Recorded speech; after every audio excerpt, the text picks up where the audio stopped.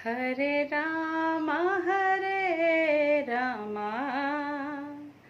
राम राम हरे हरे, हरे कृष्णा कृष्ण कृष्ण हरे हरे। भव से पार लगा देगा। सारे दिन भर जन्माष्टमी के दिन अगर इतना ही कहते रहोगे, पूरा दिन सुबह जल्दी उठना है, गोमूत्र से पूरे घर को साफ करना है, गोमूत्र से नहाना है, गोमूत्र को अगर एक एक चम्मच ऐसा चरणामृत बना लो, अपने बच्चों को पिलाओ, खुद पियो, कि अगर राहु केतु ने भी तांडव मचा रखा होगा ना, सबको शांत कर देगा। जब राहु केतु की युति मिलती है, अभी आगे मैं जन्माष्टमी के बाद आपको एक एक बात की वीडियो बताऊंगी, तो कितनी तबाही मचाते हैं। आप देखते हैं कि एक इंसान बहुत ज़्यादा तरक्की कर रहा है, बहुत ज़्यादा उसके काम बन रहे हैं, वाहवाही हो रही है पूरे समाज में, लेकिन एकदम से कुछ ऐसा अटैक हो गया कि बस वो जीरो पोजीशन पे इंसान आ गया और वो शांत हो गया। ये करते हैं राहु और केतु। आपको जीवन में कभी सफल नहीं होने देंगे। कहीं ना कहीं जहां आपकी चढ़ाई हो रही होगी, वहां से 1 मिनट में लाके आपको धरती पर पटक मारेंगे। लेकिन भगवान ने कहते हैं ना कि जब जब धरती पर पाप बढ़ा, जब जब धरती पर दुष्ट बढ़े, चाहे वो भगवती ने, चाहे वो कृष्ण भगवान के रूप में, चाहे वो माँ काली के रूप में, धरती पर हमेशा कोई ना कोई तो उन सबको बचाने के लिए आया ही है। और यही सब जो है त्यौहार हैं, जब जैसे अभी शिवरात्रि होती है या जन्माष्टमी होती है, बहुत सारे पापों से हमें मुक्ति दिलाने वाली ये सारे व्रत होते हैं। और खासकर ये जो साल के व्रत है, अगर आप नहीं रखते तो मेरी आपसे मेरा अनुरोध है कि आप सभी इस व्रत को जरूर रखें। अपने बच्चे, अगर आपके बच्चे बड़े हैं तो बच्चे भी व्रत को रखें और संकल्प लेके रखेंगे। अभी मैं कल आपको पूर्ण विधि बताऊंगी, संकल्प कैसे लेना है, उसके बाद क्या करना है, किस प्रकार के वस्त्र पहनने हैं, किस प्रकार से एक एक सामान जो मैं आपको बता रही हूँ कि ये सब आपने लाना है और घर में रखना है।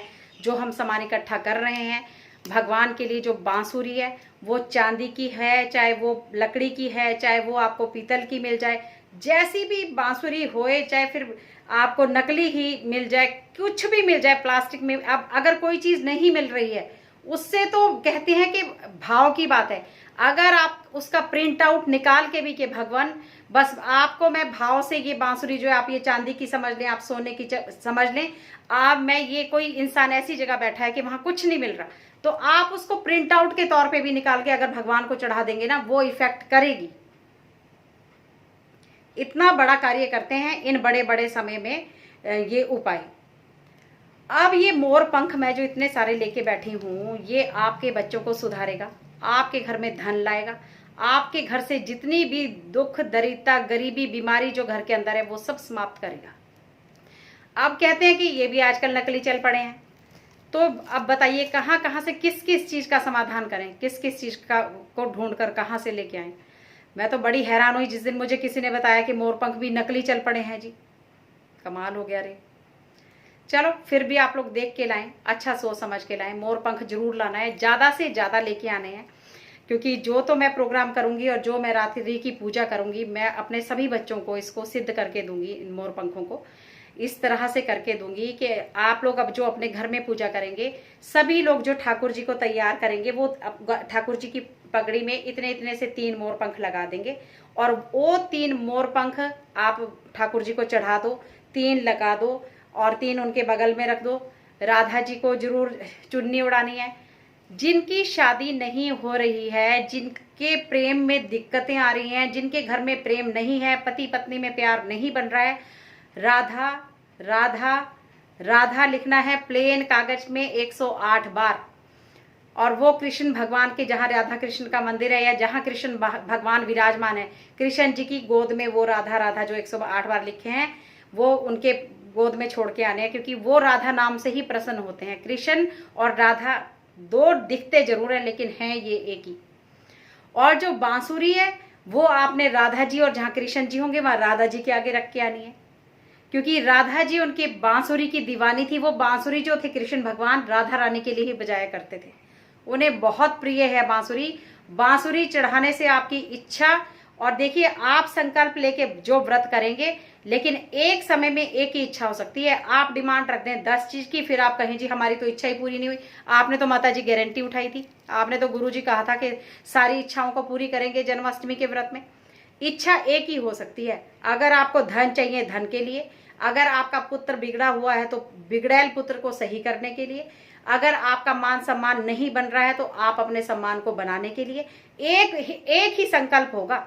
सारी चीजें एक साथ इकट्ठे करके नहीं बोल देंगे भाई 10 मैं बातें बोल दूं और संकल्प एक व्रत का कर लूं। जिस भी एकादशी में करते हैं आप, जब तक वो 10-11 जो आपने संकल्प कर रखा है, तब तक पूरी एकादशी में वो एक ही संकल्प रहेगा जो व्रत करते हैं। लेकिन यहाँ पे हो सकता है कि आपने जन्माष्टमी का किया, उसके बाद आप एकादशी में भी कोई संकल्प ले सकते हैं। आप एकादशी में भी ये सारी चीजें भगवान हरि विष्णु हरि को लड्डू गोपाल जी को चढ़ा सकते हैं। ये मोर पंख जो है आप पहले भगवान को चढ़ाएं और उसके बाद अपने मेन डोर पे 3 मोर पंख वहां पे लगा दें। कोई भी नेगेटिविटी चीज आपके घर के अंदर नहीं आ सकती। आपके घर में बहुत ज्यादा बीमार हैं, मैंने आपको बताया कि 3 मोर पंख भगवान के आपने यहाँ पे लगाने हैं।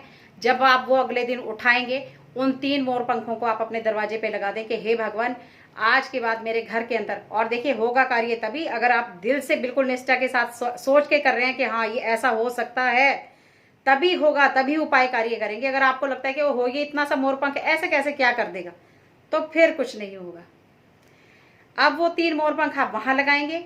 अब आपने जो और 3 मोर पंख रखे हैं, उसको जो आपने भगवान को पैसे चढ़ाए हैं, 11 रुपए चढ़ाए हैं, चावल चढ़ाओगे, रात को फूल चढ़ाओगे, वो पैसे, उसमें 1 मोर पंख, थोड़े से चावल या पीली हल्दी की गांठ भी मैंने आपको बताई है, वो रात को चढ़ाएंगे। वो सारा सामान को आप इकट्ठा करके सुबह एक पोटली बना के, और उसको आप जो है अपने गोदरेज में या पैसे रखने के स्थान में, या लेडीज अपने पर्स में रख सकती हैं। तो आप चमत्कार देखना। 1 मोर का पंख आपने जरूर अपने पैसों के स्थान में, अगर बच्चे पढ़ाई नहीं कर रहे हैं उसकी किसी भी किताब में डाल दीजिए। और 1-2 मोर के पंख अपने बच्चों के बेडरूम में, अपने बच्चों के स्टडी रूम में, अपने बच्चों के बैग में जरूर रखने हैं। लेकिन वो सारी रात पूजा में पड़े होने चाहिए, काम वो तब करेंगे।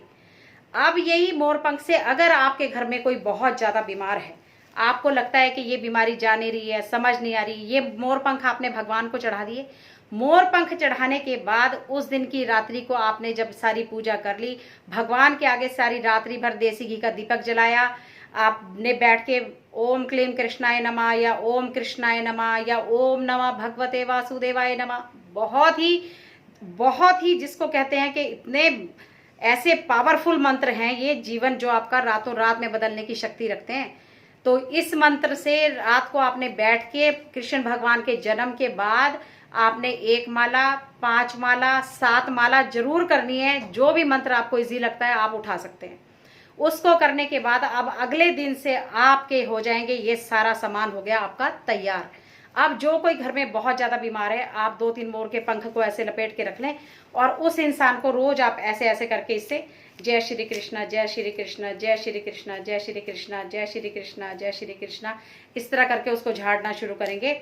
आप देखना ये मोर पंख ऐसा चमत्कार करेगा कि जो इंसान बीमार है वो धीरे धीरे धीरे धीरे सही होता आपको नजर आने लगेगा। अगर आपके बच्चे बहुत शरारती हैं, बात नहीं मानते, जिद्दी बहुत ज्यादा हैं, आप फिर इस मोर पंख को चाहे जागते सोते, कभी खुशी से, कभी लड़ाई से, जैसे भी आपको ठीक लगता है उसको 2-3 बार झाड़ दीजिए ऐसे ऐसे करके।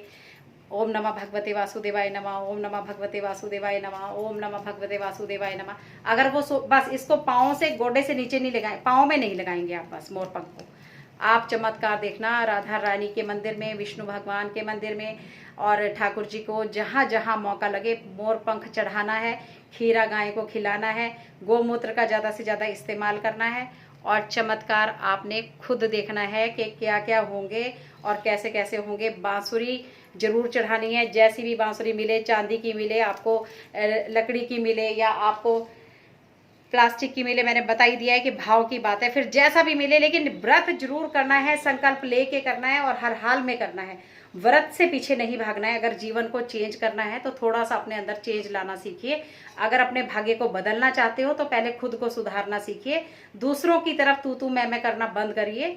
अपने जीवन को, अपनी भक्ति को चलाना चाहते हो, चरणों से भगवान के खुद को लगाना चाहते हो, अपने बच्चों को अच्छी शिक्षा देना चाहते हो, तो पहले अच्छा खुद बनना पड़ेगा। आप अगर आज उनके सामने अपने माँ बाप का अपमान कर रहे हो तो कल तैयार रहिए, आपके बच्चे कभी भी आपकी इज्जत नहीं करेंगे, ये मैं राइटिंग में दे सकती हूँ। इसलिए समय को बदलना सीखिए। कोई हमारे लिए कैसा है, कोई हमारे लिए क्या कर रहा है, छोड़ दीजिए, लेकिन हम किसी के साथ बुरा ना करें, हमारी वजह से किसी का बुरा ना हो, इस बात का ध्यान रखिए। तो कल मैं सारी पूजा विधि बताऊंगी, संकल्प बताऊंगी, और ये सारा सामान आप सब लोग जल्दी जल्दी करें तैयार। और जन्माष्टमी की आ रही है बहुत ही बढ़िया रात्रि।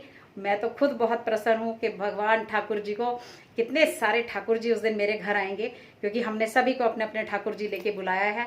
तो हम करेंगे बहुत सुंदर सुंदर भजन उस दिन, कीर्तन, और आपको भी सुनाएंगे अगले दिन, वो सारे यूट्यूब पे डाले जाएंगे। तो आपको हो सकता है लाइव भी कहीं छोटे छोटे भजन में दिखाती रहूं। तो जय माता की, हर हर महादेव, जय श्री राधे।